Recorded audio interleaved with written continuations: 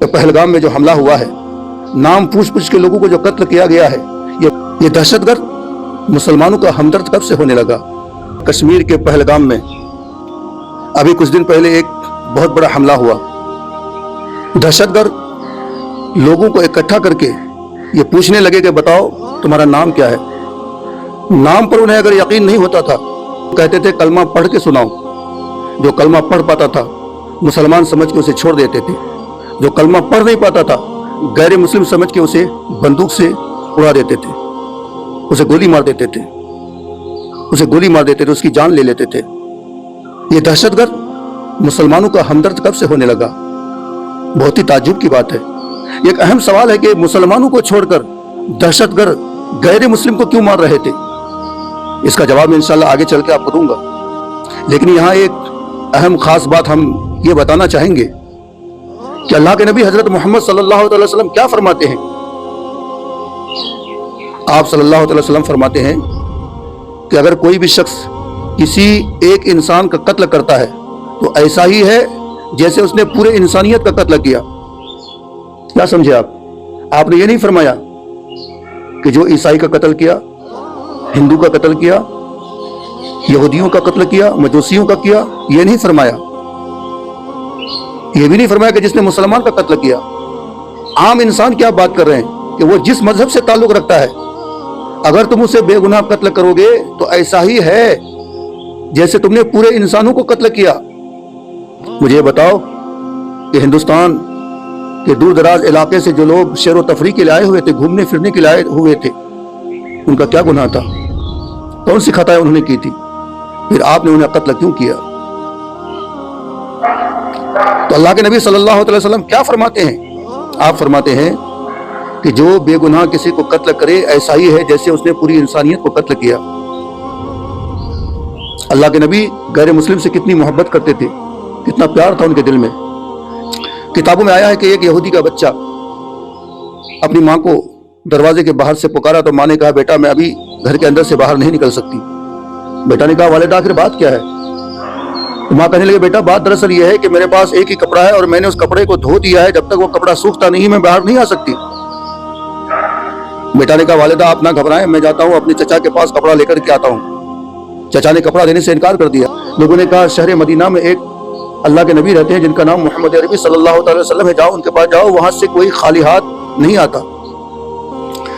वो लड़का दौड़ता हुआ गया, बारगाह मुस्तफ़ा में हाजिर हुआ, सर को झुकाए रखा, आंख से आंख मिलाने के लिए तैयार नहीं। लोगों ने कहा चेहरा तो उठाओ, आंख से आंख तो मिलाओ।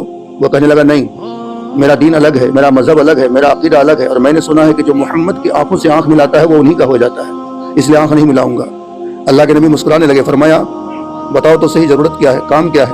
वो कहने लगा ए मुसलमानों के पैगंबर, ए मुसलमानों के नबी, मेरे वालिदा के पास कपड़ा नहीं है, एक कपड़े की जरूरत है। आप सल्लल्लाहु अलैहि वसल्लम की आंखों में आंसू आ गए। आप जो चादर पहने हुए थे उसी चादर को उठाकर आपने उस बच्चे को दे दिया कि जाओ ये चादर ले लो। वो बच्चा बखुशी दौड़ता हुआ वालिदा के पास आया, वालिदा चादर पहनी तो वो कहने लगी बेटा ये तो मुसलमान तो नहीं हो गए? उसने कहा नहीं। तो माँ ने कहा फिर देरी किस बात की है? जो मोहम्मद गैरों के इतने हो सकते हैं वो अपनों के कितने होंगे? अल्लाह अकबर, ये मेरे नबी का पैगाम है। अपने तो अपने गैर से भी इतनी मोहब्बत करते थे। ऐसे कई बेशुमार वाक़यात मौजूद है किताबों में। अल्लाह के पैगंबर हजरत मोहम्मद सल्लल्लाहु अलैहि वसल्लम इंसान ही नहीं बल्कि बेजुबान जानवरों से भी मोहब्बत करते थे। एक जगह जंग के लिए जा रहे थे, रास्ते में एक मैदान नजर आया तो सहाबा से फरमाया कि यहाँ तुम लोग खेमा लगाओ।